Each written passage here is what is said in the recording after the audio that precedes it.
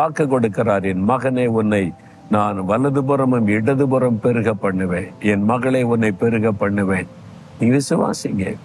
நமக்கு இந்த ஆசீர்வாதத்தை கொடுக்க தன்னை அவ்வளவு பெரிய தேவன், வானம் எனக்கு சிங்காசனம் பூமி எனக்கு பாடுபடி என்று சொன்ன தேவன் தன்னை சுருக்கி ஒரு சாதாரண மனிதனாய் வந்து சிலுவிலே மறிக்க தன்னை ஒப்பு கொடுத்தார். இதெல்லாம் உங்களுக்காக, உங்களை ஆசீர்வதிக்க. ஆண்டவரே, இந்த வாக்குத்தத்தை எனக்கு நான் விசுவாசிக்கிறேன். என் குடும்பத்துல, என் வாழ்க்கையில, என் ஊழியத்துல ஆண்டவரே இந்த ஆசீர்வாதம் உண்டாகும் அப்படின்னு ஸ்தோத்திரத்தை ஜெபிச்சு பாருங்க, அற்புதம் நடக்கும். ஆண்டவரே, இந்த மகன், இந்த மகள் நீர் வாக்கு கொடுத்தபடி அவங்க பெருகணும், வலதுபுறத்திலும் இடதுபுறத்திலும் பெருகணும். அவனுடைய வாழ்க்கையின் ஆசீர்வாதம் பெருகணும், ஊழியத்திலே பெருக்க மரணம், படிக்கிற பிள்ளைகளுக்கு ஞானத்திலே பெருக்க மரணம், ஆசீர்வாதத்தை பெருக பண்ணி மகிழ பண்ணும். இயேசுவின் நாமத்தில் ஜெபிக்கிறேன். ஆமேன், ஆமேன்.